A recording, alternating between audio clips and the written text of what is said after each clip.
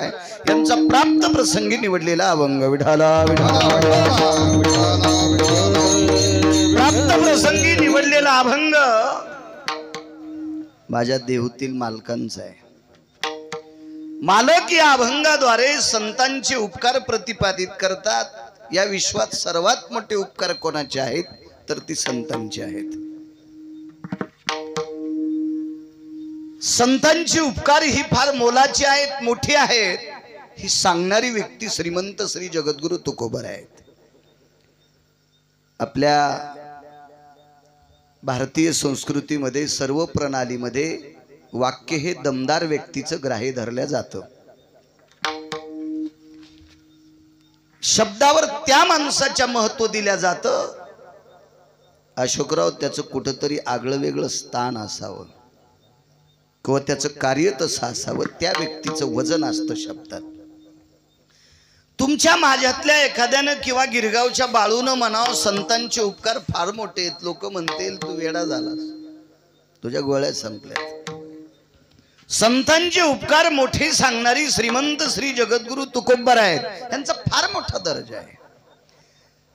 कोरोनाच्या काळामध्ये आदरणीय साहेब माणसं कोरोनाला भीत नव्हती, माणसं मरणाला भीत होते, मरणाला भीत होती, मरणाला।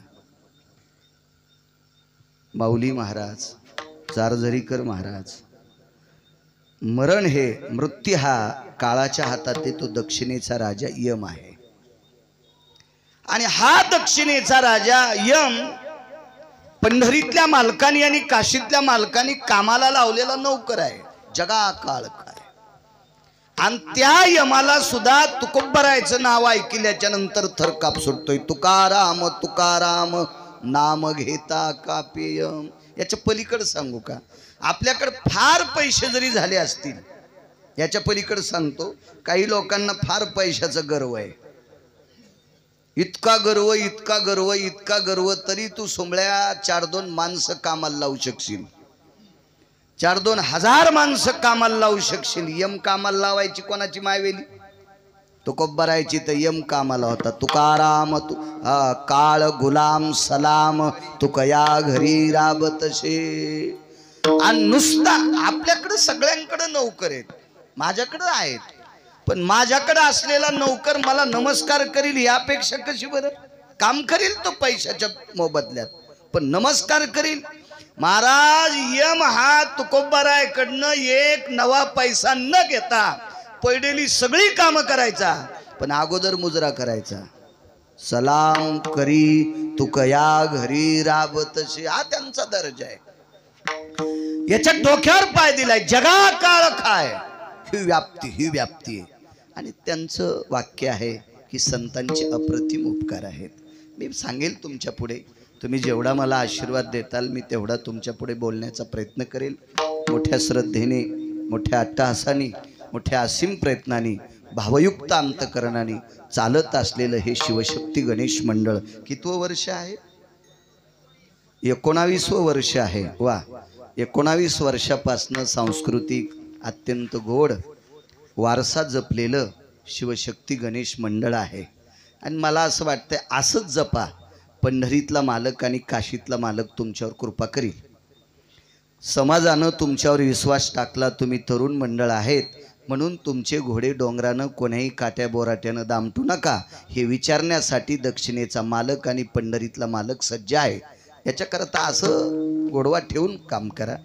कारण गणेश मंडळाची स्थापना माझ्या आदरणीय लोकमान्य टिळकांनी बाहेर आणली, लोकमान्य टिळकांनी बाहेर आणली। पण लोकमान्य टिळकांनी ज्या वेळेला अशोकराव हे गणेश मंडळ, कारण गणपतीची स्थापना प्रत्येकाच्या घरी होती, याला पुराणाचा सिद्धांत आहे, शास्त्राचा आहे, वेदाचा आधार आहे। गणपतीची स्थापना चतुर्थीला आणि अनंत चतुर्दशीच्या दिवशी भगवंताचं गमन होत असतं, हे सगळं काही ज्ञात आहे। पण बाहेर याच्याकरता लोकमान्य टिळकांनी आणला गणपती उत्सव की सर्व लोक एकत्रित यावा, देशाविषयी जागरूकता असावी, धर्माविषयी जागरूकता असावी, एकमेकाशी आपुलके असावी, एकमेकांना एका सानिध्यात यावं, या निमित्ताने एकत्रित यावं, हा अनुषंग लोकमान्य टिळकांचा होता। पण हल्लीतल्या लोकांनी इतका गणपती खाली आणला, इतका गणेश बाप्पाला खाली आणलंय, मला वाटतं या हरामखोराला कोण्या नरकात टाकावा यमाला सुद्धा कळणार नाही. विठाला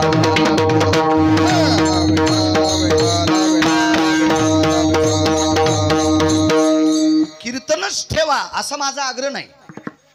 आपण कीर्तनच ठेवा म्हटल्याच्या नंतर बऱ्याच लोकांना वेगळं वाटेल, हे यांच्यासाठीच बोलतात. अद्याप नाही. मी मगाची बैठकीत बोलून गेलो. एखादा शेतीविषयी तज्ज्ञ व्यक्ती असेल त्याचं व्याख्यान ठेवा.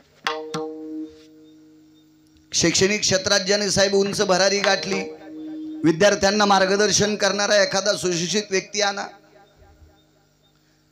सांस्कृतिक कार्यक्रम बऱ्यापैकी महिलांचे आहेत ते ठेवा. एखादं भावगीत ठेवा, भक्तिगीत ठेवा, निबंध स्पर्धा ठेवा, विद्यार्थ्यांचा सन्मान करा.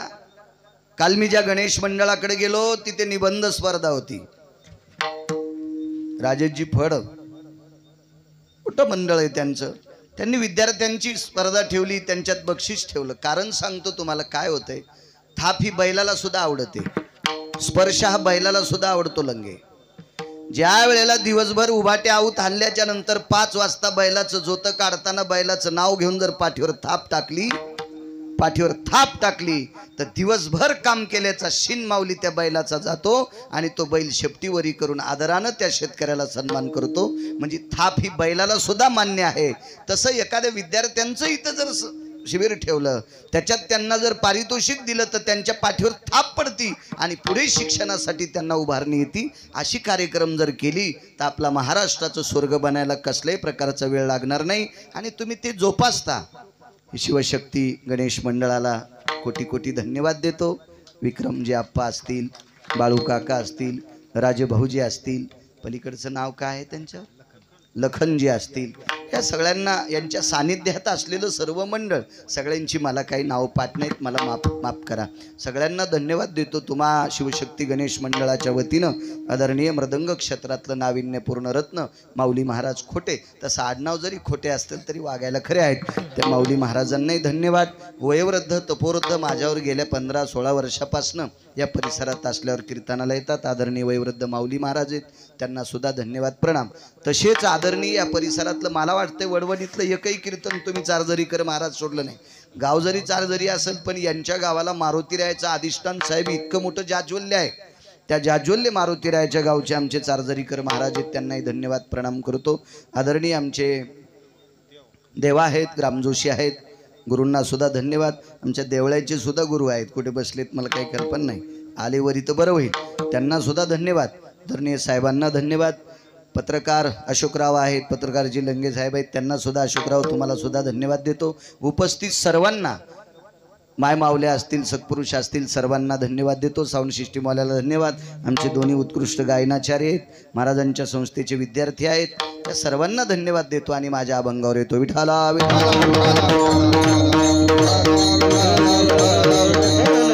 संतांनी केलेले उपकार किती अजरामर ठरतात एवढा पुरावा आदरणीय साहेब ऐका.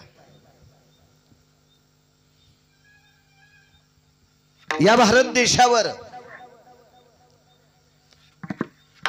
मराठवाडा जर सोडून दिला तर या देशावर गोऱ्या सरकारांचं राज्य होतं, इंग्रजांचं राज्य होतं.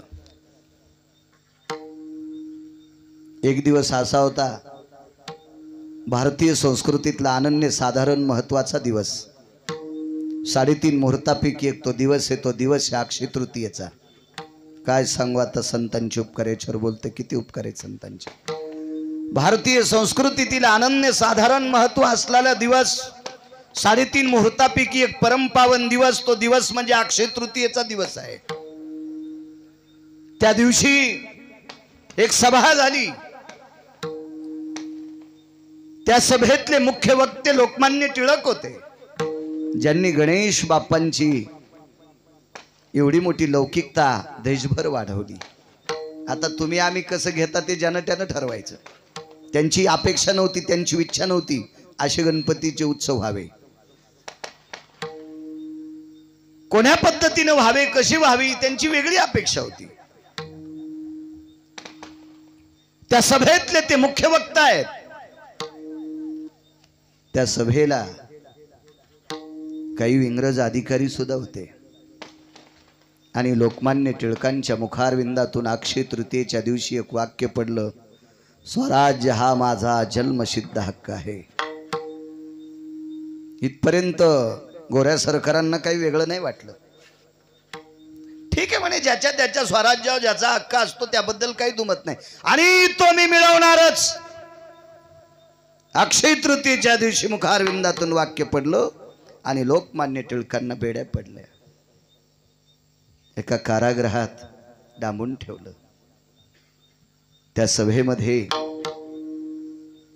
काल ज्या साधूची 114वी पुण्यतिथी सोहळा झाला, ज्या साधूचा 114वा समाधी सोहळा झाला, असे सद्गुरू शेगाव निवासी सद्गुरू गजानन महाराज त्या सभेत हजर होते.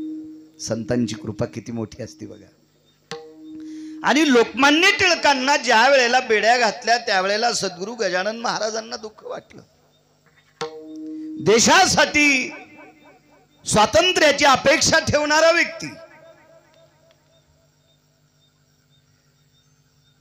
आपल्या मायभूमीसाठी एखादं वाक्य करावं, व्यक्त करावं, आणि या लोकांना ते नाही पटावं. बेड्या घातल्या, पण बळेवीन शक्ती बोलू नये. काही चौकटी पुढं कोणाचं काही चालत नसतं. त्या दिवशी आले, बऱ्यापैकी कोणालाही बोलले नाही, काय नाही, पांघरण घेतलं, पडून राहिले. विदेही साधू होते, ते अवलिया होते, महात्मा होते, योगी होते. तिसऱ्या दिवशी पहाटेचा नित्यक्रम आटपला आणि एका भक्ताने सद्गुरू गजानन महाराजांना पिठलं भाकरीचा प्रसाद आणला. ही मोठे लोक साधं खात होते हो. महत्व हरवी, चातुर्य लपवी, पिशे पण मिळवी आवडोनी, पूज्यता डोळा न देखावी, स्वकीर्ती कानी न ऐकावी. आमच्यासाठी जर असं केलं तर आम्ही म्हणतील, ही माणसांना काही कळतं का, यांना आदर कळतो का? आम्ही जुनं पाहतच नाही. आम्ही जुनं पेटून दिलं, शेकत बसलो आणि नवं डोक्यावर घेऊन फिरायलो. मान मोडन एका दिवशी.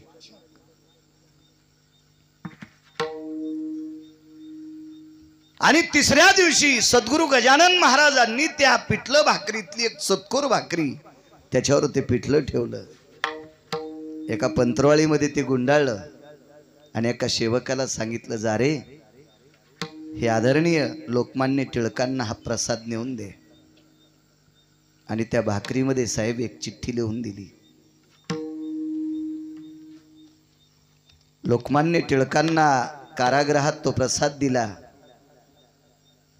आदेश घेतला त्यांचा, विनंती केली त्यांना, मध्येच गेले, त्यांना प्रसाद दिला. सांगितलं, हा सद्गुरू गजानन महाराजांचा प्रसाद आहे. ती भाकरी खात असताना भाकरीच्या तळाला एक चिठ्ठी सापडली.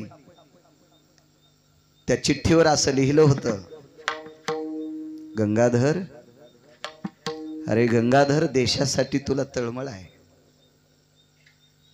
पण काळ विचित्र आहे तुझ्यासाठी. कारागृहात गेलास तरी काळजी करू नकोस. माझ्या कोटी कोटी शुभेच्छा तुझ्या पाठीमागे आहेत. चंद्र सूर्य तोपर्यंत तू जिवंत राहशील. आणि तितक्या प्रसादाची ताकद गीता रहस्य नावाचा ग्रंथ कारागृहात लिहिला. कारागृहात. मला असं वाटते लोकमान्य टिळकांची आपल्याला चपराक आहे. आपण पाकिटं घेऊन तरी गाथा वाची जावा, पैसे घेऊन तरी ज्ञानेश्वरी वाची जावा, इतकी तरी लाज आम्हाला वाटावा. ही लोकमान्य टिळकांची चपराक आहे. विठाला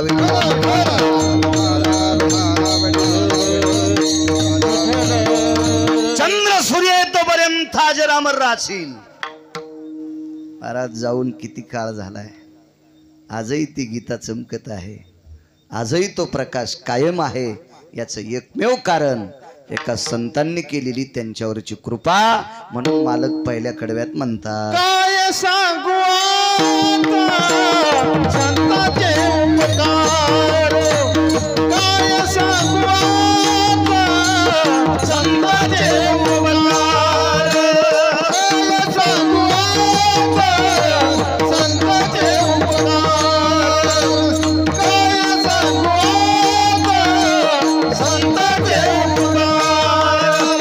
काय सांगू संतांचे उपकार, काय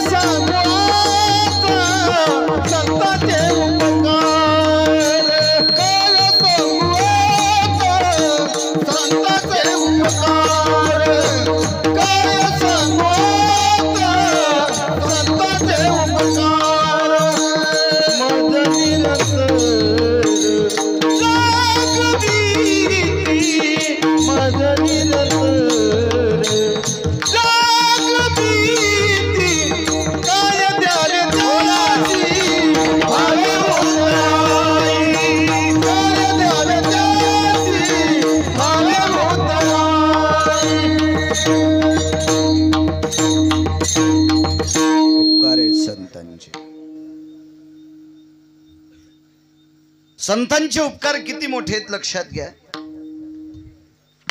मी एका कीर्तनात बऱ्याच वेळेस बोललो, नारदांचे उपकार वाल्मिकावर झाले इतक्या पुरतं नाही, त्याच्या पुढचं ऐका. गुंडागिरी करणारा, वाटपाड्या करणारा, चोऱ्या चपाट्या करणारा, कायद्याच्या नियतीच्या वैचारिक पातळीच्या चौकटीत बसत नाही, याच्या पलीकडचं वर्तन करणारा वाल्या वाल्या. गुरुवर्य आमच्याकडे एक निष्ठावंत वारकरी होऊन गेले, स्वर्गीय साहेबराव महाराज सोनोटीकर. निष्ठावंत वारकरी, पंढरीतल्या मालकाचे उपासक होते. मी माझ्या लहानपणी त्यांचं कीर्तन ऐकलं. ते म्हणायचे वाल्याची बायको संक्रांतीच्या दिवशी सुद्धा त्याला वाल्मिकराव म्हणत नव्हती. इतका वाल्या नालायक होता, इतका नालायक, इतका नालायक. आणि आजही काही काही वाल्याच्या बायका मायबापाचं नाव सांभाळण्यासाठी त्याला वाल्मिक म्हणतात. ते मायबापाचा मोठेपणा सांभाळण्यासाठी, त्या नाही तर त्यांना ते आवडत नाही. काय करता, प्रारब्ध म्हणून त्यांना आजही वाले आहेत. एवढा मोठा नीच पात्रतेचा त्या काळातला, पण देवर्षी नारदांसारख्या संतांची भेट झाली, त्या वाल्याचे वाल्मिक झाले. नुसते वाल्मिक नाही तर वाल्मिक ऋषी झाले. नुसते वाल्मिक ऋषी नाही तर महर्षी वाल्मिक झाले. तर एके दिवशी ब्रह्मदेवानं विचारलं होतं, मी एक चूक केली तर अपूज्य ठरलो, मी एक चूक केली तर अपूज्य ठरलो, आणि तुम्ही एवढे गुंडागिऱ्या केल्या, इतकी माणसं मारले, तरी देव तुमच्या ताब्यात आहे.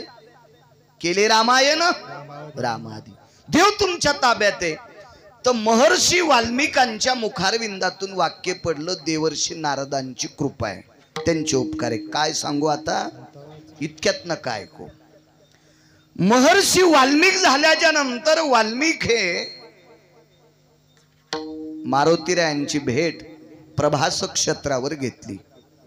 7 समुद्रापैकी एक समुद्र आहे, त्या समुद्राच्या तीराला प्रभास क्षेत्र म्हणतात. तिथं भगवान कृष्ण परमात्म्याचे 56 कोटी मुलं एक सोडून द्याला वज्र, त्या वज्राला एका वारकऱ्याचा देवा प्रसाद भेटला. त्या वारकऱ्याचं नाव होतं सुदामदेव. पोह्याचा प्रसाद भेटला म्हणून पंढरपुरातल्या मालकाचे द्वापार युगातले 56 कोटी पोरायपैकी एकच वाचलं, बाकी सगळे मेले. त्या क्षेत्राला प्रभास क्षेत्र म्हणतात. आणि या क्षेत्रावर मारुतीरायाची भेट महर्षी वाल्मिकांची झाली.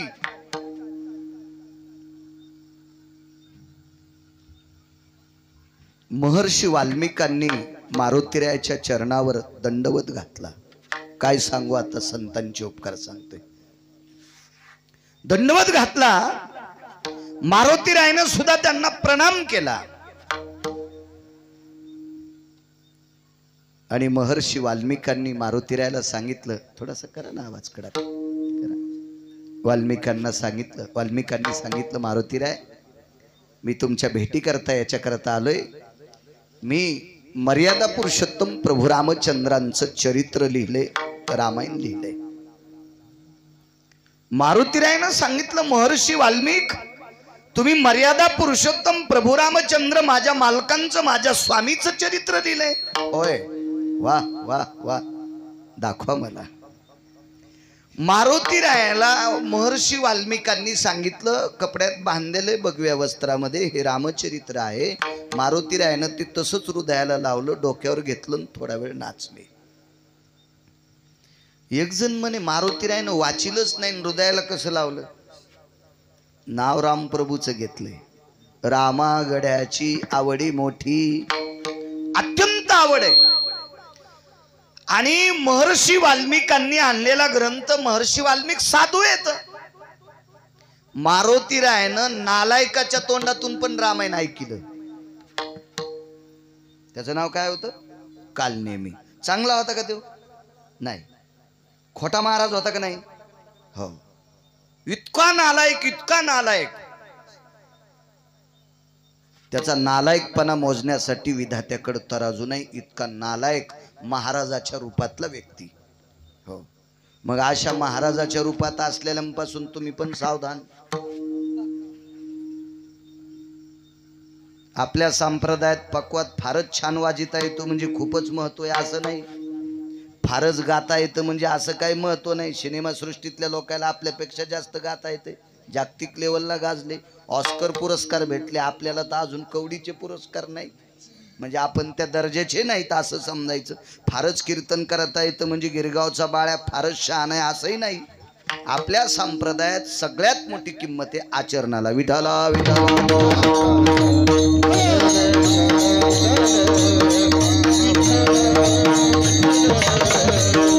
आचरणाला किंमत आहे. आचरण भ्रष्ट होता पण वेश साधूचा होता.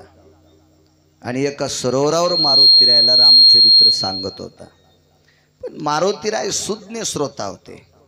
मारुतीरायच्या लक्षात आलं हे भंगिरे तात्काळ कळालं पाहिजे बरं का, तात्काळ कळालं पाहिजे. उशीर झाल्याच्या नंतर मग काही चालत नसते. मी नेहमी सांगत असतो, पाणी पिना छान केन गुरु करना पछान के. पाणी गाळून पेत जा, आजार होणार नाहीत. आणि महाराज तपासून दर्शन घेत जा. कोणाच्याही पायावर डोकं ठेवत जाऊ नका, इतकं पवित्र डोकं आहे.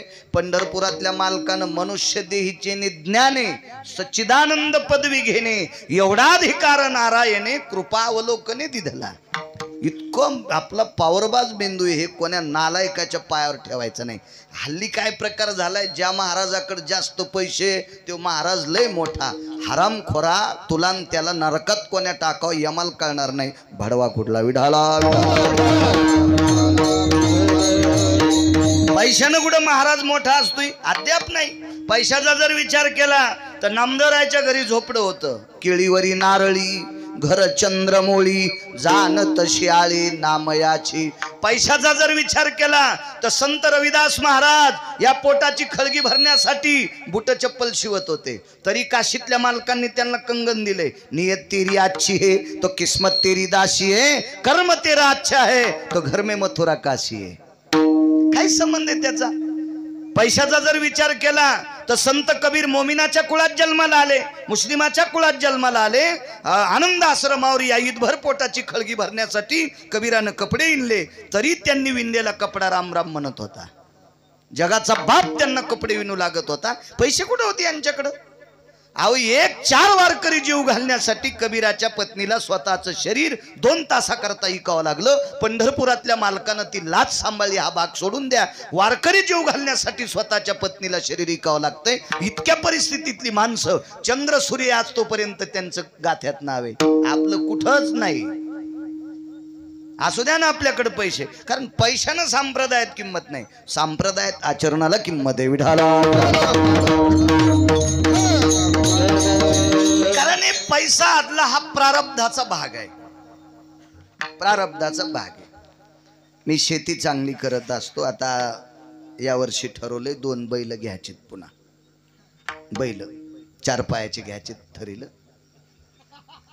बैल घ्यायचे ठरले तर बघितले सुद्धा आम्ही. हाळीच्या बाजारात मागे एकदा भागवताला गेलो, त्यावेळेला बैल पाहिले. त्यानं आम्हाला 3.5 लाख रुपये किंमत सांगितली. 3,60,000 रुपये बैलाची किंमत. चांगले बैल आहेत म्हणलं, मस्त छान आहेत. पण म्हणलं आपण नंतर नेऊ, आताच कुठं नेऊ, पाडव्याला घेऊन जाऊ ते बैल. तर तुम्ही किती लाखाचा अशोकराव जर बैल घेतला ना, त्याला वैरण कशी असते माहिती आहे का साहेब? बांधूनच वैरण असेल ना. तुम्ही मोकळा सोड्या शेजाऱ्याची मका खाईन का नाही? बांधून आहे की नाही लंके? बांधून असते, बांधून माऊली. आणि देवाला सोड्याला बैल, त्याला काय म्हणतात माऊली? कठाळ्या. कोणाची मका खातो का नाही? मग सांगा, 3,60,000चे बैल नशिबवान का देवाला सोड्याला मरकुडा कठाळ्या नशिबवान? मग असे काही कठाळे नशीब घेऊन आलेले आहेत ना, म्हणजे ते मोठे असते असा विषय नाही. आणि बैल बांधून वैरण खातो याचा अर्थ तो नालायक असं नाही. एखादा माणूस पैशान मोठा झाला म्हणजे तो श्रेष्ठ आहे नाही. एखाद्या वारकऱ्याकडे पैसे नाहीत म्हणून याच्याकरता तो साधा आहे असं डोक्यातलं काढून टाका. महाराज तपासून पाहायला पाहिजे. गाडीत मोठा आलाय, पैसे लय मोठे आहेत, त्याच्या मागं पुढं माणसं आहेत. अरे कुत्र्याच्या मागं लय मोठी कुत्रे असतात. हो, ज्या कुत्र्याला चांगलं चुंगलं खाला आहे ना, मालकान पाळलेलं गळ्यात पटा घातलेलं कुत्र, त्याच्या अवताल भावताला असे 5-7 कुत्रे बसतात. काय याच्यावर एवढं काय नसते त्याचं काय. अरे भुंग्याच्या मागं भुंगे येत, ढेकणाच्या मागं ढेकणं येतं, मच्छराचे सुद्धा ग्रुप येत. हे लाईटवरचे किडे का एकटे एकटे येतात का? बघा ना कसे फिरायलेत ग्रुपनच. काय नसतं याच्यावर, कोणाच्या मागं किती येत काय येत हे काही डोक्यात नाही लावायचं. आचरण पाहायचं, आचरण. म्हणून मोटरसायकलचा ड्रायव्हर चुकला 2 मरतील, जीपचा ड्रायव्हर चुकला 10 मरतील, एसटीचा ड्रायव्हर चुकला 55-60 मरतील, रेल्वेचा चुकला 1000 मरतील, महाराज चुकीचा केला कोटी मरतील. हो, दक्षता ठेवली पाहिजे. चला, मारुतीरायच्या लक्षात आलं हे नालायक आहे. एका लातात तर मारलं आहे की नाही, चार्जरी कर मारलं त्याला, तेही नशिबान होतं. त्याला मरण मारुतीराय सारख्याच्या हातानं. मला इतकं नाही म्हणायचं, मला सांगायचं याच्या करता त्या नालायकाला सुद्धा थोड्या वेळा करता मारुतीरायनं प्राधान्य दिलं, तर महर्षी वाल्मिकांना का देणार नाहीत? आणि महर्षी वाल्मिकांनी सांगितलं, मारुतीराय काय सांगू आता, संत चुप कर बरं देवा. साधून उपकार केल्याशिवाय माणूस मोठा होतच नाही, किंवा माणसानं केलेल्या उपकारात एखाद्या स्तरात माणूस मोठा होईल. एखाद्या स्तरात, उदाहरणार्थ मी शेतकरी आहे आणि मला बी आणि खत घेण्यासाठी पैसे नाहीत. एखाद्या तुमच्यासारख्यानं 10-5 हजाराचं बियाणं आणि खत घेऊन दिलं तर माझ्याकडं आर्थिक प्राप्ती वाढेल. बायकोला कपडे, पोरायला कपडे, खाण्यापिण्याची चणचण, दिवाळीला दसऱ्याला चांगले वस्त्र वगैरे चांगलं खाणं इतकं वाढेल. इतकंच मोठं करता. पण चंद्र सूर्य तोपर्यंत मोठं करण्याची ताकद फक्त संतात आहे, ती माणसात नाही. माणसात नाही. आणि माणसात जर असती मग काय कुण्याकाला करीत नाहीत, का करता येत नाही? अहो, बापाला स्वतःचं पोरग मोठं करता येत नाही. किती बाप पोरांना शिकवतेत, किती प्रयत्न करतेत, नाना प्रकारचे प्रयत्न करतेत, वाटेल ते कष्ट करून यांना शिकायला पैसे देतेत. हे त्याच पैशाचे दगड घेऊन शाळेच्या खिडक्या फोडीत येत. असे सुद्धा पाहिले ना. आपल्याला करता येतं का मोठं? नाही. संतांनी मोठं केल्याच्या नंतर फार मोठं होत असतं. असो, मारुतीरायनं सांगितलं, आमच्या महर्षी वाल्मिकांनी सांगितलं, मी रामायण लिहिलंय, प्रभू रामचंद्रांचं चरित्र लिहिलंय, याच्याकरता हृदयाला लावलंय, डोक्यावर घेतलंय. पण वाचून पाहता का? मारुतीरायनी ग्रंथ उकलला आणि तो वाचवला. त्या ग्रंथातलं एक ना एक अक्षर मारुतीराय वाचत होते, डोळ्यातून पाणी येत होतं. गोड ग्रंथ मिटवला, हृदयाशी लावला, डोक्यावर घेतला, महर्षी वाल्मिकांना प्रणाम केला. वाह वाह वाह, काय ग्रंथ केला, काय चरित्र केलं माझ्या मालकाचं. वाह वाह वाह, मर्यादा पुरुषोत्तम प्रभू रामचंद्राचं आपण किती गोडसं चरित्र केलंय. वाह. आणि मग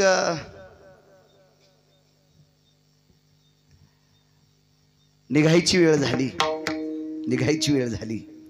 ब्रह्मदेव आमचे वाल्मिक ऋषी निघतात, मारुतीराय आपल्या कामाला निघतात. दोघं तिथून चलत असताना हातात हात धरून पुढे चालतात. तेवढ्या अवकाशात मारुतीरायच्या तोंडातून एक वाक्य पडलं. काय सांगू आता, संतांचे उपकार सांगायला. महाराज, नारदांनी फक्त माळकरी केला असेल. नारदानं वाल्याला काय केलं माऊली महाराज? माळकरी केलं, माळकरी केलं. नुसती गळ्यात माळ असली म्हणजे माणूस मोठा असतो नाही. ज्याला संप्रदायाचे नियम कळतोय त्याला माळकरी म्हणायचे. नाही ते वरून टिळा टोपी माळा हे तो देवाचे गबाळ. इथून इथरोक गंध लावला, हा इथून पाठीमागून वघाळला गंध. हो, माळा अर्धा किलोचे घातल्या, काढून वघाराला आणली तो वघाराला तव आली. इतकी माळ मोठी. वागतो किती चांगलं सोंबळ्या तू, वागण्याला महत्व आहे. एका जणाच्या गळ्यात 35 माळा होत्या जोशीबुवा, 35 माळा. आणि मार्केटमधून चालला, असंच मार्केट होतं वडोणी सारखं मार्केट. आणि एका किराणा दुकानात मला बसायचा योग आला. मागे एका किराणा दुकानदाराकडे आमचं कीर्तन झालं इथंच. हो, त्या किराणा दुकानात बसायचा योग आला आणि ते 30-35 माळा घातलेला माणूस चालल्याबरोबर त्या अशा शर्टाच्या आतून काय होत्या, काही वरून काय होत्या, इतक्या बसायच्या नाही, शर्ट फाटन ना ते. अशा एवढ्या मोठ्या माळा घातलेल्या. बरीच लोक नमस्कार, राम राम, जय हरी, जय गोपाल, जय रामजी की असं म्हणत होते. पण ज्या दुकानात बसलो त्या दुकानदारानं लगेच शटर खाली वळलं. मी म्हणलं का हो एवढ्या 35 माळा आहेत आणि तुम्ही शटर खाली वळड? जाऊ दे म्हणले महाराज, मुलीच्या लग्नाला 1.5 लाखाचा किराणा न्यायला 8 वर्ष झालं, रुपया द्यायला नाही. गेल्यानं सगळ्या माळा नदीला. देखायला किंमत नाही, देखायला किंमत नाही, वागण्याला किंमत आहे, वागण्याला किंमत आहे. तुम्हाला एक सांगू का, कीर्तनात कोणालाही चांगलं बोलता येते. तमाशातल्यानं कुठं तुम्हाला शिव्या दिल्यात? कधी शिव्या दिल्यात त्यांनी तुम्हाला? सिनेमातल्या लोकांनी कधी शिव्या दिल्यात? नाटकातल्या लोकांनी कधी शिव्या दिल्यात? मग आमची लोक कीर्तनात गोड बोलतात म्हणजे फार चांगले आहेत का? याच्यानंतर त्यांनी चांगलं वागावं, त्याला चांगलं म्हणत असतात. विठाला विठाला.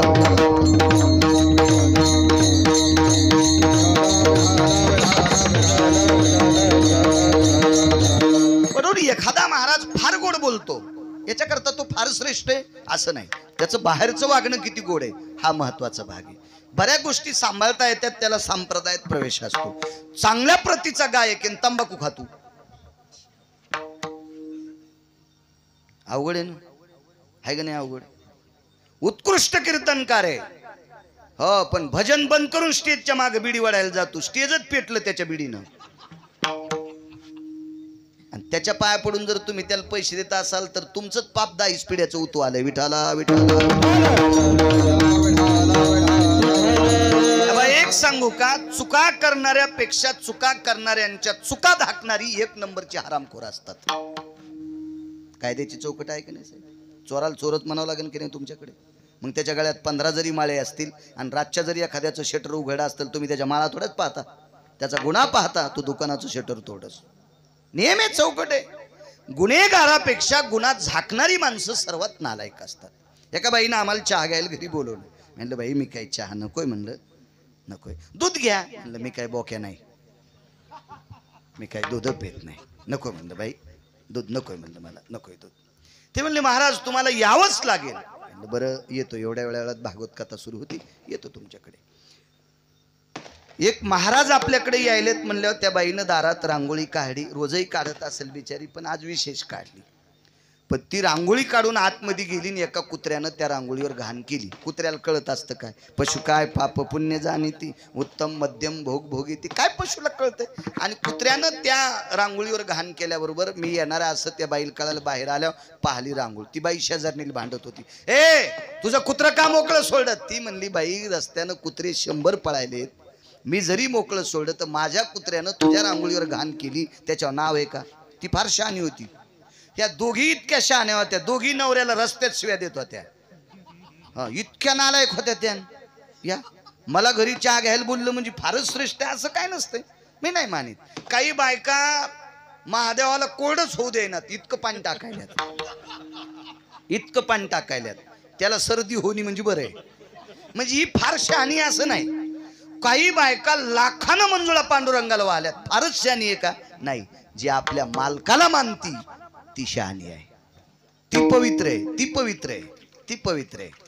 आणि कीर्तनकाराला दूध पाजीन, काजू बदाम टाकून पाजीन, महादेवाला पाणी घालीन, बेल वाहीन, पांडुरंगाला मंजुळा वाहीन आणि पप्याच्या बापाला नीट बोलणार नाही, ही दिसणं म्हणजे अवदासा दिसतं इतकं पाप आहे.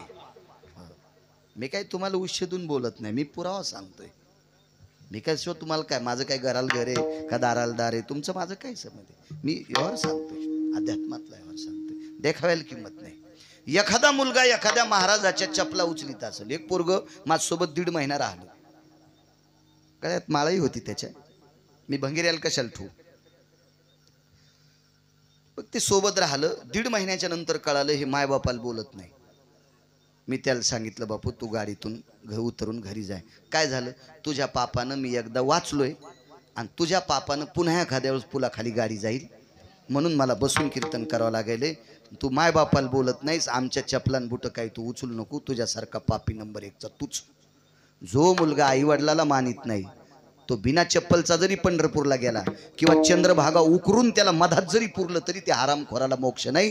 त्याचा देव आहे त्याचे आई वडील. तुमचे सर्वात मोठे देव आहेत घरातले ज्येष्ठ लोक, घरातले ज्येष्ठ लोक, वयोवृद्ध लोक. या लोकांवर संस्कार करणं, त्यांना आदर करणं आणि आपत्या लेकरावर संस्कार करणं ही सर्वात मोठी तुमची पूजा आहे, सर्वात मोठी तुमची पूजा आहे. विढल विढल.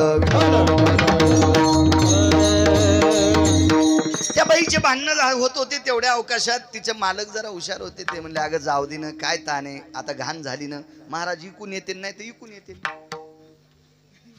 रांगोळ मधात होती ना, महाराज इकून येते नाही तर इकून येते. ते हुशार होतं. ती म्हणली आता मी चांगल्या प्रतीची साडी घातली, मेकअप केले, तुम्ही घाण काढा. ते म्हणलं मी आता मारुतीच्या दर्शनाला चाललो, तिथून आल्यावर काढी. तोरक माझा यायचा टाइम झाला. सुकास झाकणारी माणसं एक नंबरचे नालायक असतात, याच्यावर बोलतोय. मग त्या बाईनं पाठीमागं परसदारात गेली, एवढी एवढी अर्ध टोपलं माती आणली आणि त्या रांगोळीवर माती टाकली. आता मला शेतीचा नाद असल्यामुळं 5-6 दिवस भागवतात माती पाहायलाच नव्हती भेटली, म्हणून मी त्या मातीवर पाय द्यायला. मला तरी कुठं कळालं मातीच्या खाली दुसराच कार्यक्रम आहे म्हणून. त्या बाईनं लग्नात आलेला 22,000चा गालीच्या मला बसायला टाकला होता. आता पाय ज्या वेळेला वल्ला झाला त्यावेळेला माझ्या का गोळ्या संपल्यात का मी धोतारानं पाय पुसायला. मी पाय कशाला पुसला साहेब, 22,000च्या गालीच्याला. त्या बाईनं सांगितलं महाराज गालीच्या कस काय भरला. मी म्हणलं बाई घाण जर झाकली नसती तर मी पाय द्यायला नसता. तू घाण झाकल्यामुळं माझा पाय भरला आणि म्हणून तुझा 22,000चा गालीचा खराब झाला.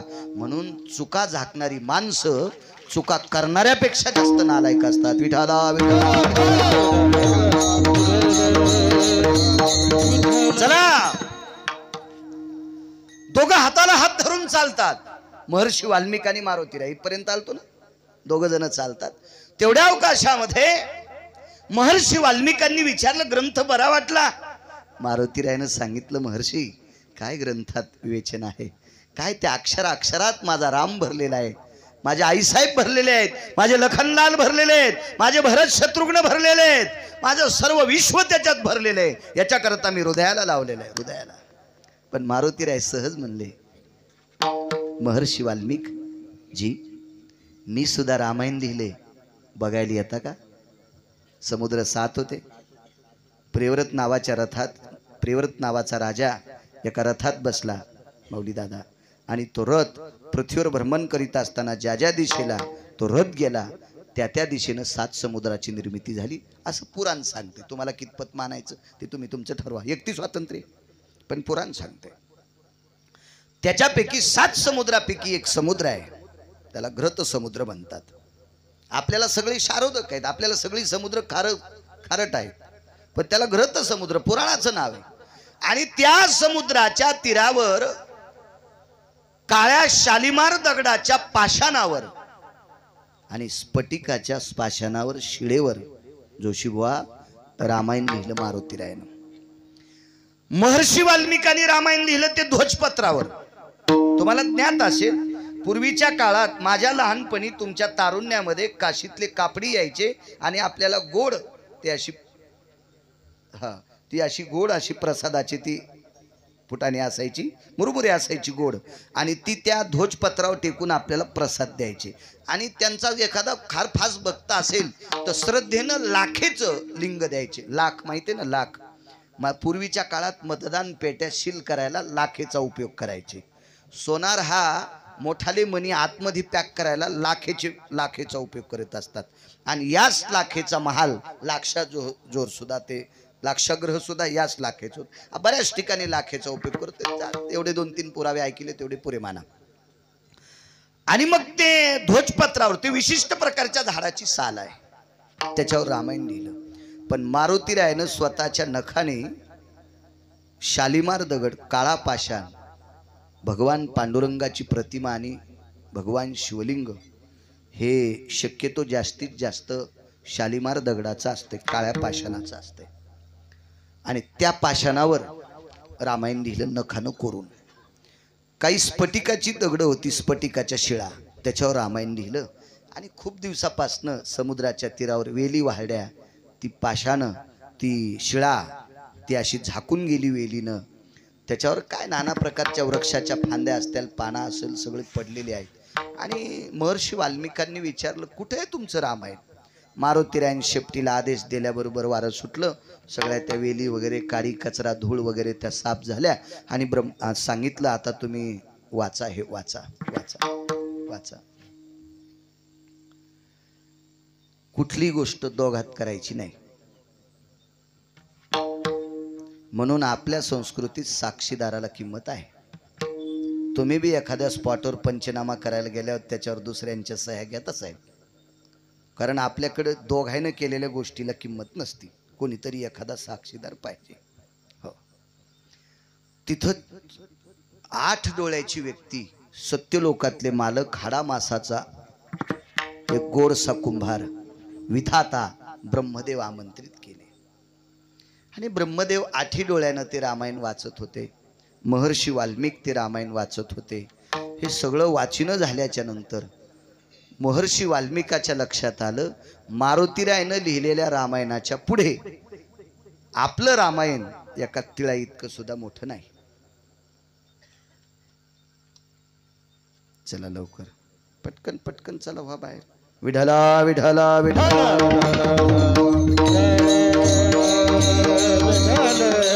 महर्षी वाल्मिकाच्या लक्षात आलं, आपण केलेलं रामायण यांच्या पुढे एका तिळा इतकं सुद्धा मोठं नाही.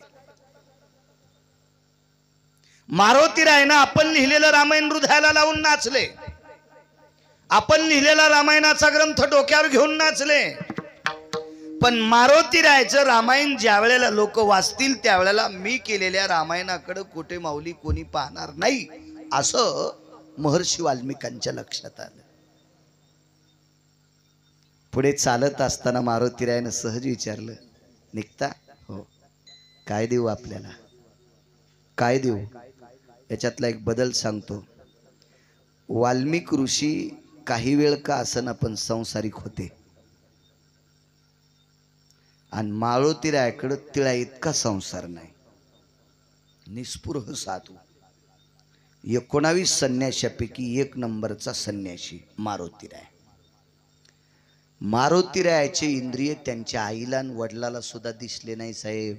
नैष्टिक ब्रह्मचर्याची लंगोटी बांधून आलेला अशोकराव व्यक्ती मारुतीराय, एवढा मोठा अधिकारी व्यक्ती. आणि त्या संन्याशानं सुद्धा एका संसारिक महाराजाला म्हणावं, मी तुम्हाला काय देऊ, काय देऊ तुम्हाला काय? महर्षी वाल्मिकाला तितकी संधी सापडली आणि महर्षी वाल्मिक म्हणले, मी मागितलं ते देताल का, मी मागितलं ते देताल का? मारुतीरायनं सांगितलं, जीवनभर आतापर्यंत गेलेला शब्द खोटा कधी केला नाही, आणि तुम्हाला काय पाहिजे असं मी स्वतःहून म्हणतोय, त्यावरती तुम्ही मागा ना, माझ्याकडे काय असेल तर मागा, मी देऊन टाकतो. महर्षी वाल्मिकाच्या लक्षात आलं, यांनी जर आपल्यावर कृपा केली, यांनी आपल्यावर जर उपकार केले तर आपण जगप्रसिद्ध होऊ शकतो. चंद्र सूर्य तोपर्यंत आपलं नाव झळकू शकते, आणि यांनी जर नाही उपकार केले तर आपलं काहीच खरं नाही, काही खरं नाही, काही खरं नाही. देताल मारुतीराय? हो. एकच देऊन टाका, तुम्ही लिहिलेलं रामायण संपवा, तुम्ही लिहिलेलं रामायण संपवा. काय अक्षर असतील ते. मारुतीरायनं लिहिलेलं रामचरित्र काय टोकाचं असेल, पण एका साधूचा सन्मान, त्या साधूला दिलेला शब्द, त्या साधूला करण्याचं मोठेपण, मारुतीरायनं संपूर्ण शिळा उचलल्या आणि त्या घृत सागरामध्ये बुडून टाकल्या. देवर्षी नारद एके दिवशी आले, नारदाच्या चरणावर प्रणिपात केला, प्रणिपात केला. आणि एके दिवशी नारदांनी विचारलं, वाल्मिक, नारद गुरु होते, वाल्मिक जी गुरुवर आहे, जी जी जी जी काय पुरुषार्थ आहे वाल्मिक आपला, हे महर्षी आपला काय पुरुषार्थ आहे? चंद्र सूर्य आहे तोपर्यंत तुमचा ग्रंथ झळकलाय, काय भक्ती सूत्र आहे आपलं? मला नव्हतं वाटत वाल्मिक आपण इतके मोठे व्हाल. कुठून ताकद प्राप्त केली? वाल्मिकांच्या डोळ्यातून अश्रू आले आणि महर्षी वाल्मिकांनी देवर्षी नारदांना सांगितलं, गुरुवर्य, तुमच्या कृपेमुळे मी माळकरी झालो. मी खुन करायचो, चोऱ्या करायचो, वाटपाड्या करायचो, चुकीची कामं करायचो. तुमची माझ्यावर कृपा झाली, उपकार झाले, मी परमार्थात आलो, परमार्थात आलो. पण माझा परमार्थ सिद्ध करण्याचे उपकार कोणाचे असतील तर ते मारुतीरायचे, ते मारुतीरायचे, ते मारुतीरायचे. सर्वात मोठे उपकार मारुतीरायाचे. दृष्टांत संपला राजो. हे रामायणात पाहायचं नाही बरं महाराज, हे दुसऱ्या रामायणात पाहायचं. दुसऱ्या एखाद्या वेळेस बरीच लोक म्हणतील मी ते वाचिलं मला त्याच्यात नाही दिसलं. गिरगावकराला का तुरीच्या पाट्यात गवसलं का सोमळ्या, तू वाचत जाय, सापडेल तुम्हाला. लक्षात घ्या, मारुतीरायाने जर शिळेवर लिहिलेलं रामायण जर ग्रंथसागरात बुडवलं नसतं तर महर्षी वाल्मिकाचं भक्तीचं सूत्र मोठं झालं नसतं. यांना मोठे करण्याचे जर उपकार कोणाचे असतील तर ते मारुतीरायाचे आहेत. म्हणून मालक पहिल्या कडव्यात सांगू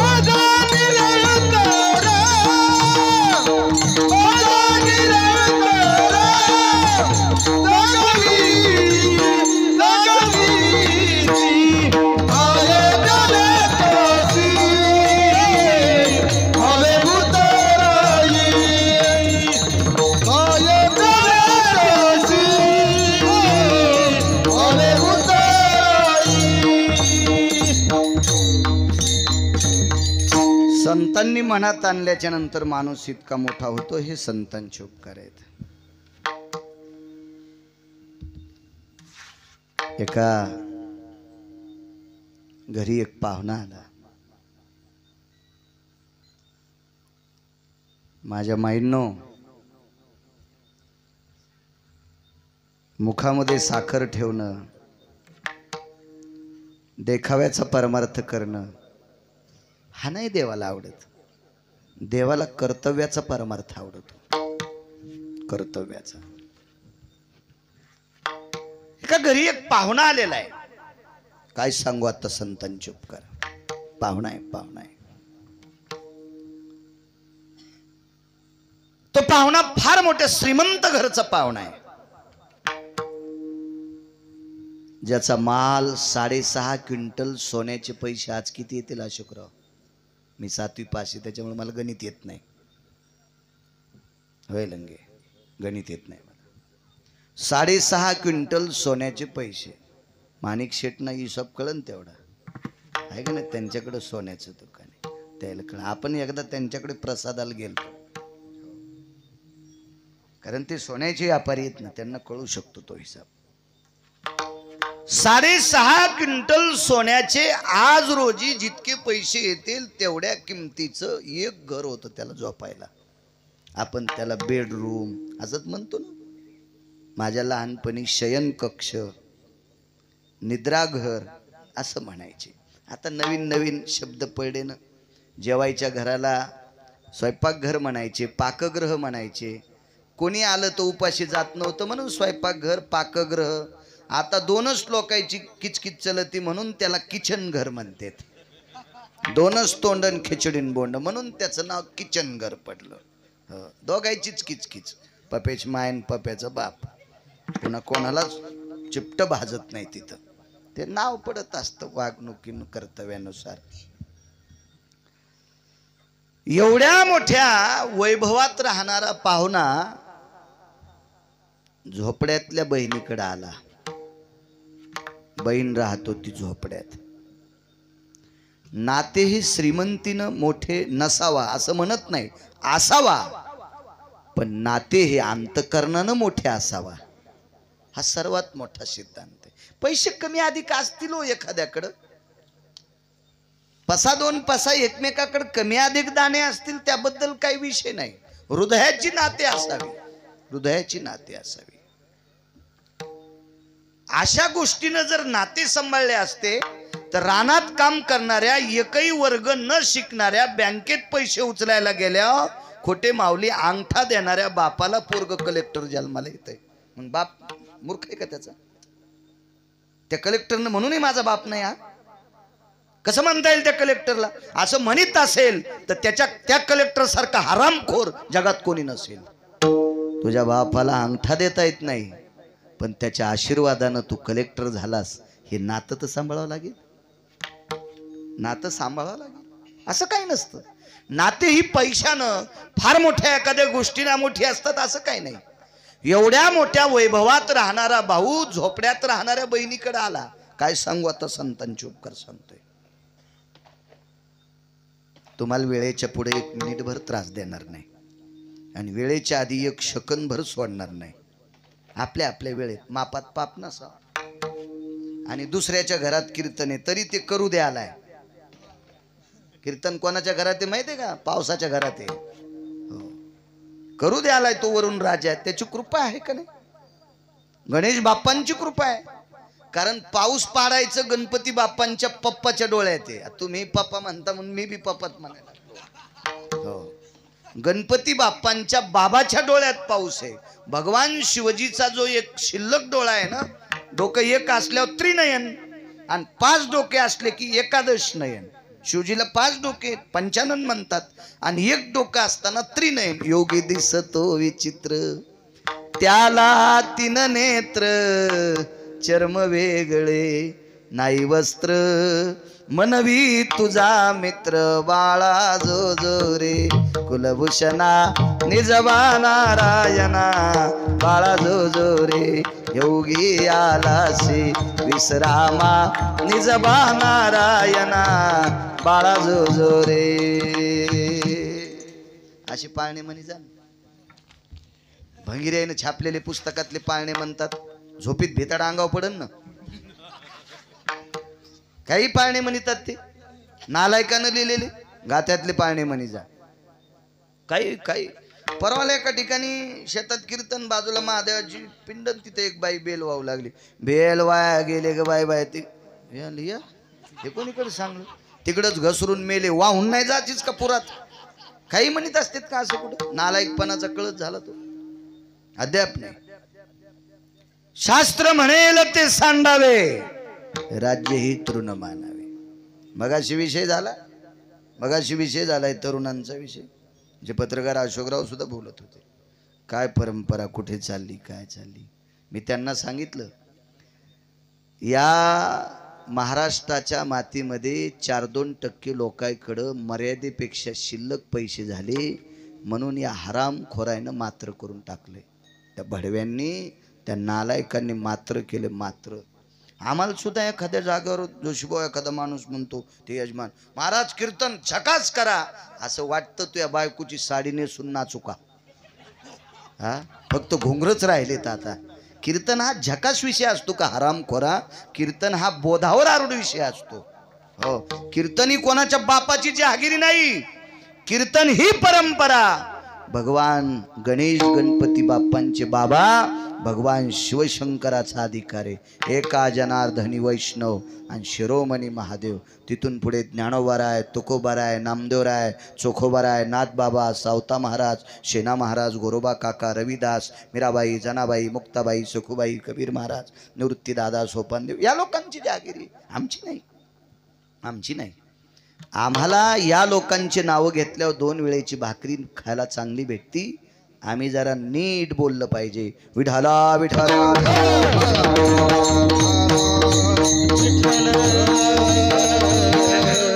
पाहुणा आलेला आहे. बहीण झोपड्यात राहत होती. त्या बहिणीचं नाव आहे राजाई. 2 जण बसलेले, बहीण भाऊ. चुलीवर कण्या शिजत होत्या. कण्या शिजलेल्या आहेत. पात्र टाकलेली आहेत. पात्र मातीची खापराची भांडी होती. त्या पात्रामध्ये 4-4, 2-2 पळ्या कण्या ओतल्या. 5.5 क्विंटल सोन्याच्या आज रोजी किमतीच्या महालात राहणारा मुलगा खापराच्या पात्रात कण्या खात होता. आणि ह्यो मधला 10-20 वर्षाचा काळ होता का, ह्या बेगडी लोकांना जुन्या पद्धतीला लात मारली. जुन्या पद्धतीला मधला 10-20 वर्षाचा काळ. आता जुन्यावर आलेत. 1-1 कोटीच्या गाडीत बसणाऱ्याला पण खापराच्या बिस्लऱ्या आहेत. त्याला माहिती दुसऱ्या बिस्लऱ्यात पाणी पेलं की 4-2 वर्षानं आधी मरत आहे. हुशार झालेत लोक, हुशार. माझ्या लहानपणी गुळाचा चहा पिणाऱ्या माणसाला लोक भिकारचोट म्हणत होते. आणि आता इथे शुद्ध गावरान सेंद्रिय गुळाचा चहा भेटल. 80-90 लाखाचे कठळे तिथं थांबते. गाड्यात बसणारे बरं तिथं त्याच्या गाड्या. मग आता हे भिकारचोट नाहीत का? पण त्या काळात गुळाचा चहा पिणाऱ्या लोकांना लोक चष्ट, हे भिकारचोट आहे, हे याच्या घरी काय पोरगी द्यायची असं म्हणायचे. जुन्यावर आलेत. या कोरोनानं असा गुद्दा हाणलाय. बेटा हो, तुम्ही जुन्याला नाव ठेवत होता का? आता जुन्यावर आले तरच वाचताना, नाही तर मरतात. सावध केलं ते कोरोनानं. खापराच्या पात्रात जेवली. आणि खापराच्या पात्राला अपवित्र कसं म्हणायचं? आपल्या देशातलं नाही सांगत, पृथ्वीवर जेवढे देश असतील तेवढ्या देशातला किती जरी श्रीमंत मेला त्याचा इस्तू सोन्याच्या गुंडीत नसतोच देवा, आहे की नाही? खापराच्या गुंडीत. वास्तुपुरुष 5 तोळ्याचा करा एवढा करीत नसते, पण किती तोळ्याचा केला तर कशाच्या बुटक्यात असतो? खापराच्या. कळस 5 किलो सोन्याचा जरी असेल तरी त्याला स्नान कशाचं? खापराच्या बोळक्यानं. महाराज, इतकं खापराला महत्व आहे. या मधल्या सोंगाड्या लोकांना खापराचं महत्व कमी केलं. मधात यांच्यातल्या पण काही काही फुगीरपणा करू लागल्या. संक्रांतीच्या दिवशी तांब्याचे फुटके. कस्तुरा, त्या बापाची जहागिरी आहे का कशाच्या बुटक्यानं वान देती? मालकाचं आयुष्य कमी होईन द्वारका. इथली नाही म्हणायलो मी, आमच्या तिकडची. सर्व पात्राम पवित्रो मृत्तिका पात्रो पवित्र. हा मातीच्या पात्राला इतकं प्राधान्य. एवढा मोठा श्रीमंत भाऊ बहिणीची तर मातीच्या खापराच्या ताटात जेवला. मालकाला सांगितलं, धनी, आवाज, धनी काय ग? काय म्हणली बाई मालकाला? धनी धनी. इथं एक तर बाई नवऱ्याला धनी नाही म्हणायची. तुमच्या जिबेली वेल्डिंग झाली, वाकत नाहीत तुमच्या जिबा. मालक नाही म्हणायचा, धनी नाही म्हणायचा, जी नाही म्हणायच्या मालकाला.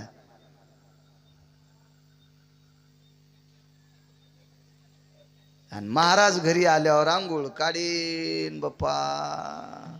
त्याच्या दुधात काजू टाक, बदाम टाक, पिस्ता टाक, चारोळी टाक. जी बाई नवऱ्याला मानित नाही तिचं इतकं ते आटून केलेलं दूध पिणं म्हणजे रोगर पेलं इतकं पाप आहे महाराजाला. रोगर पेलं इतकं पाप आहे. हे म्हणत्यान ह्या तरुण मंडळीला, ह्यो मेल्याला कशाला तुम्ही आणलं? तुम्हाला आवडलं असं कीर्तन करणारच नाही, पंढरीतल्या मालकाला आवडलं असं कीर्तन. खरं तर मी आज पंढरपुरात असतोय. आमच्या सोबतचे गेलेत, एकटे फकरू महाराजच सोबत राहिलेत माझ्या. आम्हाला असंच, मी मगाशी दंगेल विचारित होतो, 4 झरीहून जाता येतं का पुढं हायवेला? रातोरात जातो मी वारीला. हो, वारी करा वाटते महिन्याची, केली पाहिजे. त्या वारीमुळं 2 टायमाच्या भाकरी सुखात भेटायल्यात. हाय का? ती वारी करायची. धनी काय ग? माझा दादा कोण्या झोपड्यात झोपवायचा? 3 झोपडे. नामदेवरायाला राजाईला 1, देवघरात जे झोपडं होतं तिथं देवघर होतं, त्या झोपड्यामध्ये जनाबाई, आणि बाकीच्या त्या झोपड्यामध्ये बाकीचं सर्व कुटुंब. नामदेवरायानं सांगितलं, राजा अगं आजच्या रात्री पुरता तुझा दादा राहणार आहे, आपल्या घरात झोपू दे त्यांना. मालक, तुम्हाला 1 पांघरायला, मला 1 पांघरायला. थंडीचे दिवस आहेत, संक्रांतीचे लाडू घेऊन आलता, तिळा तांदळाचे. मग त्याला पांघरायला काय द्यायचे? उपकार सांगतोय संतांचे.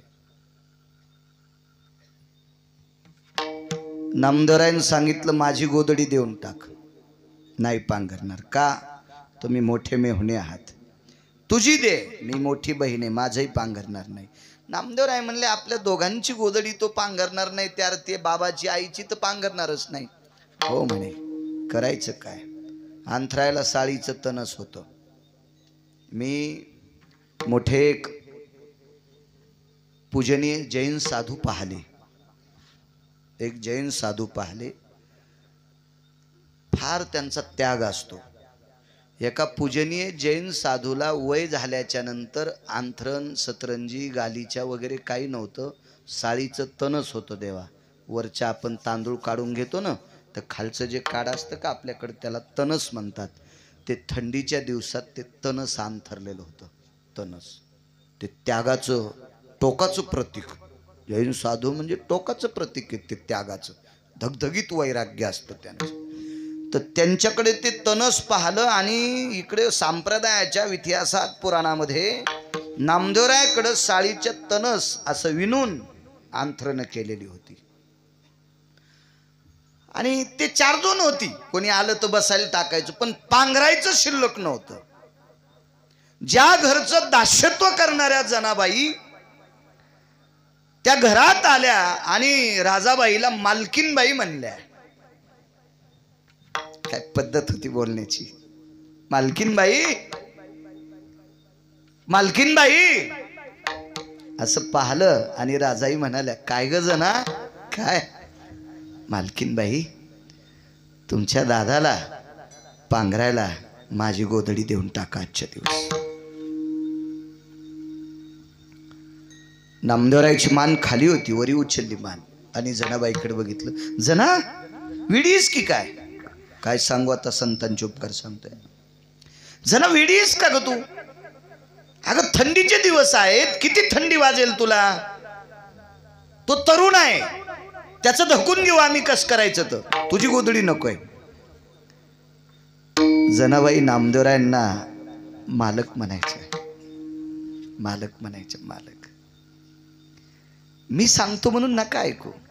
दाशी नामयाची म्हणून या. पुरावा माझा आहे का महाराजा? नाही. दाशी नामयाची म्हणून या. नामदेवरायला मालक म्हणायच्या, राजाबाईला मालकीनबाई म्हणायच्या. हा आदर होता हो. एकमेकाने एकमेकाशी वागण्याचे काय एक फार मोठं सूत्र होतं ते.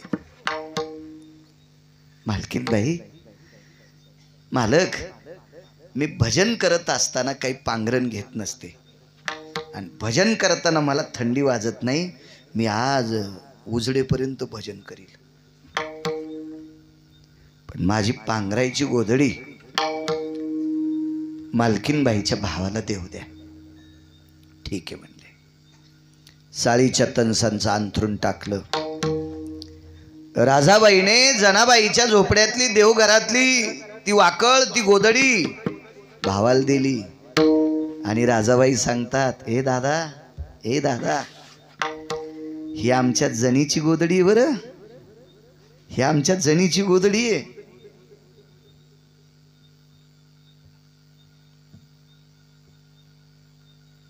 राजाबाई सांगतात, दादा ही मी पांघरली असती तुला माझी दिली असती. ही मी पांघरली असती तुला माझी दिली असती. नामदेवराय म्हणले, अरे ही मी पांघरली असती तुला माझी दिली असती, पण आम्हाला या गोधडीला कधी पण हात लावायला भेटतोय. तू नशिबवान आहेस, तुला जनाबाईची गोधडी पांघरायला भेटते. नामदेवरायच्या मेवण्यानं नामदेवरायला विचारलं, भाऊजी असं या गोधडीत काय वैशिष्ट्य? संत शिरोमणी नामदेवराय सांगतात, अरे ह्या गोधडीची चौघडी केल्याच्या नंतर, देव घरी आल्याच्या नंतर ह्या गोधडीची चौघडी करून जना देवघरात टाकते आणि ह्या गोधडीवर जगाचा पाप बसतोय, जगाचा पाप बसतोय, जगाचा पाप बसतोय. वस्त्रात ठराविक लोकांच्याच किंमत होती, ठराविक लोकांच्या किंमत होती. संत कबीर हे मोमीन, कबीर मोमीन, लतिफा मुसलमान, सेना नावी जाण विष्णुदास. संत कबीर अशोकराव मुस्लिमाच्या कुळात जन्माला आलेले निष्ठावंत वारकरी. मी मगाशी बोलून गेलो, जोशीबुवा कबीरानं विणलेला शेला ज्याच्या घरी जाईल त्याच्या इथं भजन म्हणत होता. कबीराचे मागी विणू लागे शेला किंवा शेले विणू लागे. एक शपक पुरावा पाहला मी. कीर्तनात त्याला परवानगी नाही, पण चांगला याच्याकरता म्हणतोय. ठाई ठाई सेल्यावरती दिसे राम नाम ग, ठाई ठाई सेल्यावरती दिसे राम नाम ग. त्याच्या धाग्या धाग्यात राम राम होत. काय त्या कबीराच्या कपड्याला किंमत आहे. तशी संत जनाबाईनं स्पर्श केलेल्या वस्त्रात ताकद होती. कृता त्रेता युगात मर्यादा पुरुषोत्तम प्रभू रामचंद्रांच्या घरी आलेला एक महात्मा, त्याच्या वस्त्रात किंमत होती. ते वस्त्र आकाशात फेकलं की 14 सूर्य इतका प्रकाश पडत होता. काढून ढुंगाचे चिरगुट भिरकाविले नभी देख, ते चतुर्दश भास्करा परिलेख तेज कांती. 14 सूर्य इतका प्रकाश त्या कपड्यातली ताकद. द्वापार युगाच्या नेमक्या सुरुवातीला एका 22.5 वर्षाच्या गर्भांध प्रज्ञाचक्षु चक्षुहीन एका अंध 22.5 वर्षाच्या साधूला अंगावरच्या लुगड्यातलं अर्ध लुगडं फाडून दिलं एका कुमारिकेनं. तिचं नाव द्रौपदी. तिचं नाव द्रौपदी. या वस्त्राची ताकद इतकी मोठी. चार जरी कड माऊली महाराज इतकी ताकद मोठी. या वस्त्रावर आडवे आणि जितके उभे धागे तितक्या वस्त्राचं रूपांतर पंढरपुरातल्या मालकाचं झालं. कौरवे पांचाळी सभे माझी आणली, वस्त्र हारणे वस्त्र कैशी झाली माऊली. काय काही काहीच्या कपड्यात ताकद. काही काहीचे कपडे इतके गंजाळलेले बायकायला पण धुवा वाटत. कुठं बसतेत, काही करीतेत, लाज वाटत नाही. आपण कुठं बसाव काय बसाव. बघाय लोकांचे कपडे किती गेले. लोकांच्या इथं दास्यत्व करणाऱ्या जनाबाईच्या कपड्यावर देव बसत होता. देव. आणि देवन बसून उठून जात नव्हते. झटकायची वाकळण घडी करून मग वळणीव टाकायची. नामदेवराय सांगते तारे या गोदडीला पंढरपुरातल्या मालकाचा स्पर्श आहे. उपकार सांगतोय उपकार. त्या दिवशी रात्री 1-1:30 वाजता पंढरीतल्या मालकाला जाग आली. अंगावरचा कपडा हलत होता असा देवाच्या. आईसाहेब उठल्या, आवाज दिला, स्वामी प्राणनाथा परमेश्वरा. उठल्या आणि विचारलं, काय ग रमा? ए लक्ष्मी काय ग? रुक्मिणी काय ग? मालक मी गेल्या 10 मिनिटापासून बघते, मला जाग आलती, तुमच्या अंगावरचा कपडा हलत होता. काय प्रकार आहे? रुक्मिणी आई साहेबांनी अशा रात्रीच्या वेळेला देवाच्या बऱ्याच प्रक्रिया पाहिल्या. लाक्षाग्रह पेटून दिलं त्यावेळेला देवाच्या अंगाला घाम आलता. द्रौपदीचं वस्त्रहरण सुरू झालं त्यावेळेला देवाच्या डोळ्यातून धूर आलता. अशा शरीरावर बदल झालेल्या प्रक्रिया खूप पाहिल्या. पण आजची जी क्रिया होती ती देवाच्या अंगावरचा तो शाल, तो मखमली शालू हलत होता, ती शाल हलत होती, ते पांघरण हलत होतं. आईसाहेबांनी विचारलं, मालक असं का असं का? तर लक्ष्मीने प्रश्न केल्याच्या नंतर डोळ्यात देवाचे डोळे पाण्यानं डबडबले आणि सांगितलं, रमा माझ्या जनीला थंडी वाजत असेल ग, माझ्या जनीला थंडी वाजत असेल. जाऊ द्या त्यांना, जाऊ द्या. कृपया असं उठायचं नाही. आणि आता कोणाला उठायचं असेल तर 2 मिनिटात लगेच उठा. विठाला विठाला विठाला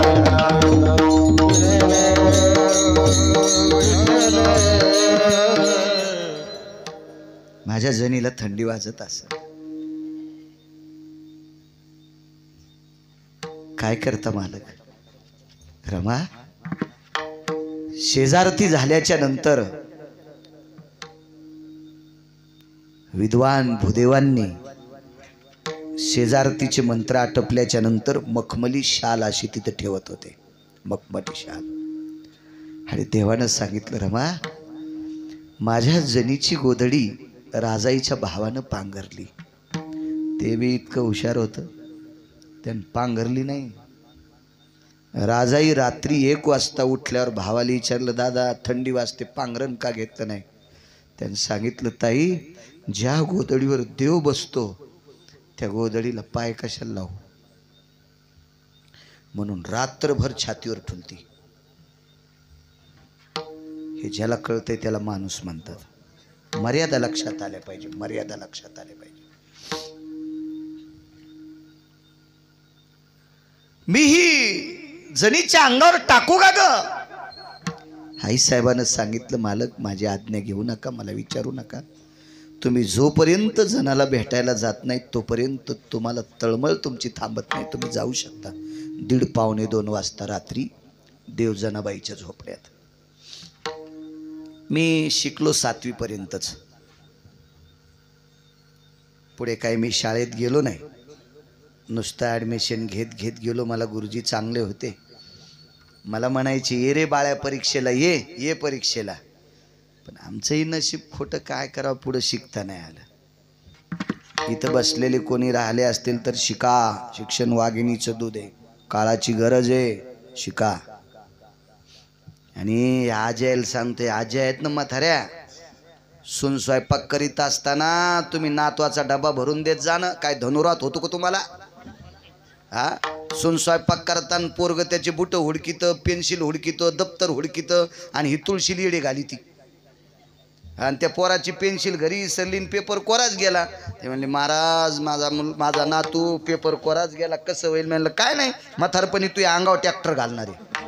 तिला माहीतच नाही गिरगावचा बाळा किती रगिले म्हणून, तू या अंगावर ट्रॅक्टर घालणार आहे. कस काय? म्हणलं, मग त्याच्या शाळेत जायच्या टायमाला तू तुळशी लिडे घाली ती. हा, त्याची आई स्वयंपाक करत असेल तर तू डब्बा भर, त्याचं दप्तर दी, त्याची पेन्सिल दी, त्याचे बूट दी, त्याचे सॉक्स दी. ह्याचं काम आहे ना, ह्याचं नाव परमार्थ आहे. आणि नातू शाळेत गेल्यावर तू इशी खारीपाठ वाचणं. पण आपलं तसं नसतं, आपल्याला कळतच नाही. ज्याला संसारातली लोक कळत नाही त्याला देव कळायला काय गोळ्या संपल्यात का देवाच्या? इतका वेडा आहे का तुम्हाला देव भेटायला? ज्याला आपलं संसार, ज्याची ऐकची धड नाही त्याची परत्रपुस शिकाय. ज्याला ह्या मातुड्याच्या सडकावर नीट चालता येत नाही ते स्वर्गातल्या चिंतामणीच्या सडकावर चलत असतो का? ते तर कुठं बसन तांब्या घेऊन.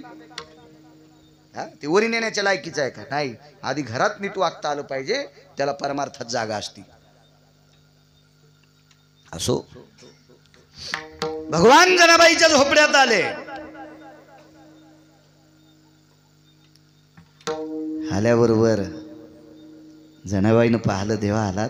हो. जना जेवलीस का? जनाबाईनं सांगितलं, देवा जेवल्यावर झोप येत असती, जेवल्यावर झोप येत असती, आणि झोपीसाठी पांघरण गरजेचं आहे थंडीचं. याच्याकरता जेवलेच नाही. का नाही जेवली? माझी वाकळ आमच्या मालकीनबाईच्या भावाला पांघरायला दिली, आज रात्रभर तुझं भजनच करणार. देवानं सांगितलं, काय होतं तुला जेवायला? सगळ्याच्या ताटातलं काढेल एका ताटात ठेवतो. आणि जगाचा बाप जेवत होता. महाराज, ते भजन करणाऱ्याच्या घरचं होतं, सात्विकता होती. आम्हाला लई काय घरी जेवायला. उन्हाळ्याच्या दिवसात आंबेरस केलाय का घरी जेवायला? काय कमी आहे सध्या. काळही गोड आलाय महाराज लोकांसाठी. फक्त आपल्या लोकांनी नीट वागावा, इतकं जरसं वागावं, नाही तर काळ गोड आलाय परमार्थासाठी, फार गोड काळ. तुमच्या लहानपणी पायी जाऊन कीर्तन करत होती लोक. आणि काय होतं तुमच्या लहानपणी खाला? बुंदी स्वप्नात नव्हती, स्वप्नात तुमच्या लहानपणी, स्वप्नात शिरा असा करीत होते. की शिरा जर उचलला तर पात्र घेऊन वर येत होता, इतकं त्याला तुपाचा पत्ताच नव्हता, असा शिरा होता. ही पद्धत. आता काळ किती गोड आलाय, फक्त परमार्थातल्या लोकांनी देवाला आवडेल असं वागावा. त्याच्यात मी पण आलो. मी लय धुतल्या तांदळाचा आहे का, मी सुद्धा नीट वागावं, मी सुद्धा नीट वागावं. हो, मी काय लोकांना सांगावं मी असाच का, नाही, मी पण नीट वागावं. काय आंबेरस केला जेवायला, भजे कुरड्या पापड्या, आणि इथं कन्या होत्या. हो, देव खात होता तो कन्या. आम्हाला आंबेरस केला, सगळं झालं, जेवण झालं. मग नंतर म्हणलं यजमानाला, अहो आता घरच्या लक्ष्म्या जेवायला बस. ते म्हणलं एकटीच ते. आम्ही म्हणलं त्या दोघी तिघी त्या बाहेरच्या आहेत स्वयंपाकाला बोलील त्या. म्हणलं त्या तिघीन तुझी मंडळी बसव जेवायला. त्या जेवायला बसल्याने मी थोडंसं असं दारातून पलीकडे गेलो. येताना मधात पाहतो तर तिघीच्या ताटात भजे होते आणि याच्या बायकोच्या ताटात भजेच नव्हते. मी यजमानाला म्हणलं, का हो तुमच्या मंडळी भजे खात नाहीत का? नाही म्हणले ती खाती. मग आता का नाही? नाही म्हणले ती तळतानाच खाती. हा, ती गार झाल्यावर खात नाही म्हणले. वा वा वा, काय तुझ्या बायकोच्या हातचा स्वयंपाक खाल्ला. गिरगावकराचं 10 पिढ्याचं पाप उतू आलं. म्हणलं वा वा वा, ज्याची बायको तळताना भजे खाती तिचा स्वयंपाक आम्ही खाल्लाय. वा वा वा, काय बहादर कारभार.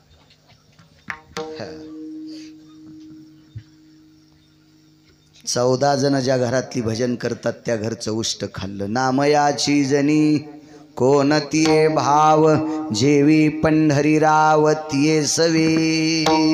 जगाचा पाप जेवलाय. इतकं नाही, पांघरायची अवस्था जगाच्या बापान केली. गौऱ्या याचायचं काम जगाच्या बापान केलं. जनाबाईला नाहू घालायचं काम जगाच्या बापान केलं. लेक सास माहेरी आली की माईचं सगळ्यात मोठं तत्व कोणतं असतंय? माया लेकीला नाहू घालायचं. त्या काळात. आता ते काही राहिलंच नाही ना. आता कोणाच्या बाथरूम मध्ये इशिक डब्या, हो इशिक डब्या, आंघोळीच्या आधी लावायचं, आंघोळ झाल्यावर लावायचं, काय काय नाना प्रकारचं. आता दुष्काळ असं जर कोणी म्हणत असेल तर त्याच्या थुतरीतच हाणायचं. भाकरीचा दुष्काळ आहे का आता? अद्याप नाही. माझ्या लहानपणी पंक्तीतला भात वाळून खात होते. पंक्तीतला उरलेला शिरा त्याच्या वड्या खारवड्या करून वाळून खात होते.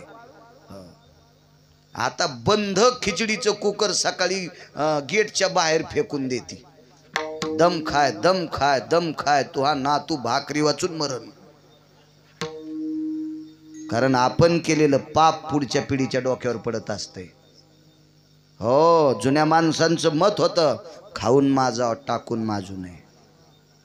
हो, अन्नावर अशी अवहेलना करू नका. अहो मोठ्याच्या लग्नामध्ये कवटासारखे आंबे एवढाले गुलाबजामुन फेकून देतात. काय काय भंगिरे, लाज वाटायला पाहिजे. 2050 अन्नाचा दुष्काळ आहे तज्ज्ञांचं वाक्य. केवळ महाराष्ट्र संतांची भूमी आहे. या महाराष्ट्रातली आपण सात्विक सदाचारी साधी माणसं आहोत. संतांचं वास्तव्य या महाराष्ट्रामध्ये. आपल्यावर 2050 वाईटची वेळ येऊ नये अन्नाची, याच्याकरता आता सावधान व्हा. अन्नाची नासाडी. मला सुगर आहे म्हणून शिरा खात नाही. बैल आहेस का तू?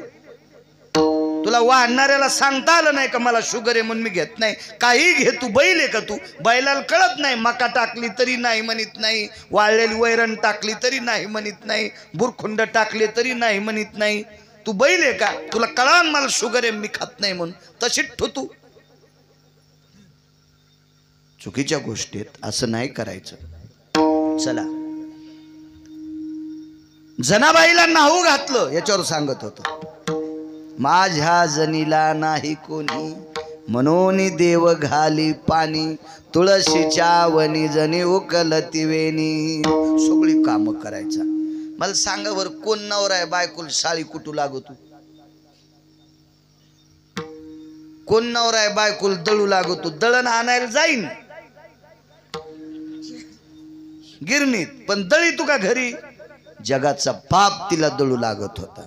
साळी कांडिता कांडिता घाम आला पंढरीनाथा, देवा हाताला फोड जनी म्हणे मुसळ सोड. हाताला फोड आले त्याच्या फोड. इतके काम नामदेवरायच्या घरी जगाच्या बापाने. हे तुम्हा मला आश्चर्य वाटलं असं नवल नाही. काशीमध्ये काही विद्वान लोक होते, त्याच्यापैकी एक कबीर होते.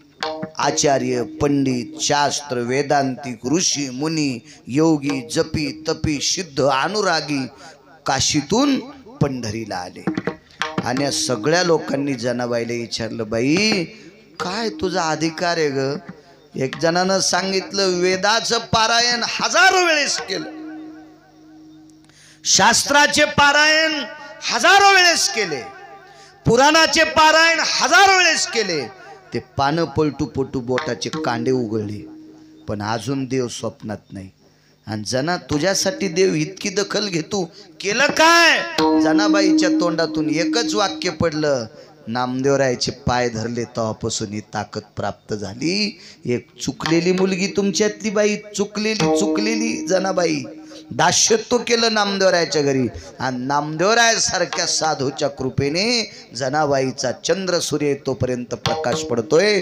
एवढी मोठी साधूची ताकद आहे. म्हणून मालक पहिल्या कडव्यात म्हणतात, काय सांगू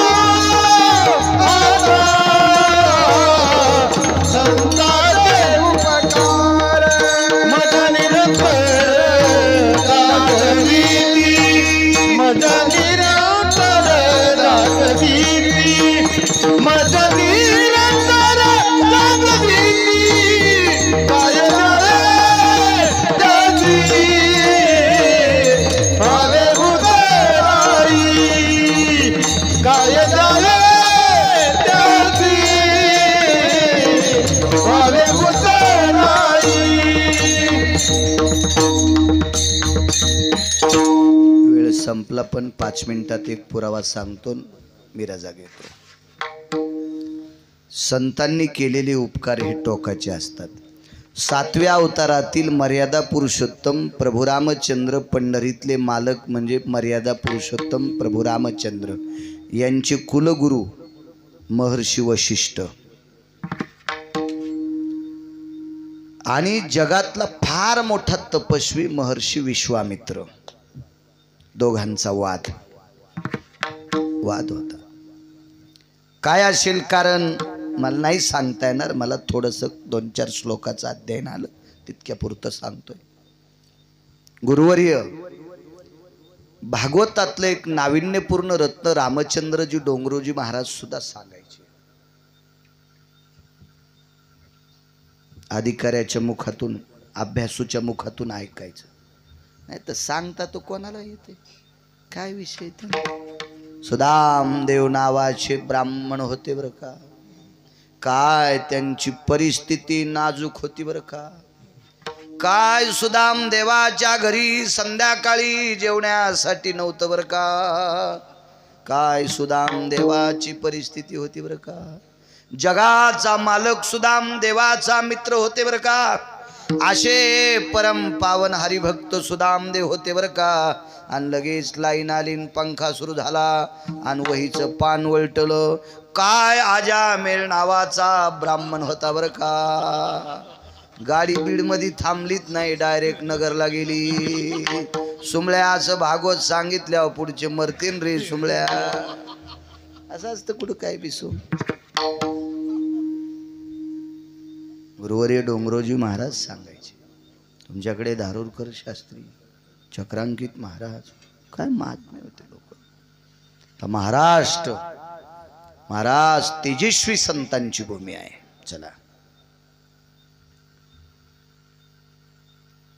विश्वामित्र हातात परशु घेतलाय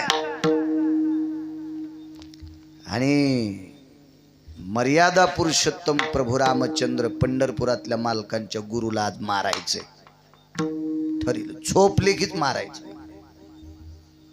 परशु टाकून तुकडाच करायचा. शेवटचा पुरावा बघा. वागण्यात काही गोष्टी एकमेकावर उपकार कसा असतो संतांचा. पुढे ऐका. आणि बघा महर्षी वशिष्ठ आणि त्यांच्या धर्मपत्नी बोलत बसल्या. सात्विक बायका विचाराचं बोलत असतात, विचाराचं. हो.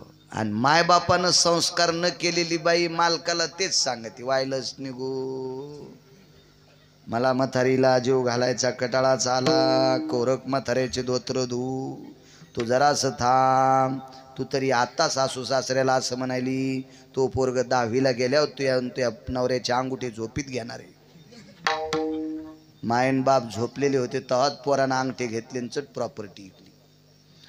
बाप तर म्हणला मी रजिस्ट्रीला आलोच नाही, नागपूरला अंगठे तपासायला गेले, तू येत निघले. आणि पोराला म्हणला मै अंगठे तुमचे झोपीतच घेतले होते. म्हणला बाबा मग तुम्ही घरातल्या लोकायला असा त्रास देताल तर तुमचे असे चित्र जन्माला येतील. असे चित्र हे रानातले नाही म्हणालो मी, ते नावर चित्र, हे असे चित्र. आपण जसं पेराव तसं फुकत. विश्वामित्र दोघांची चर्चा आहे. महर्षी वशिष्ठ कुलगुरू आहेत सूर्यवंशाचे. आणि आईसाहेबांनी मालकाला विचारलं, मालक एक विचारू का, उपकार सांगते मालक.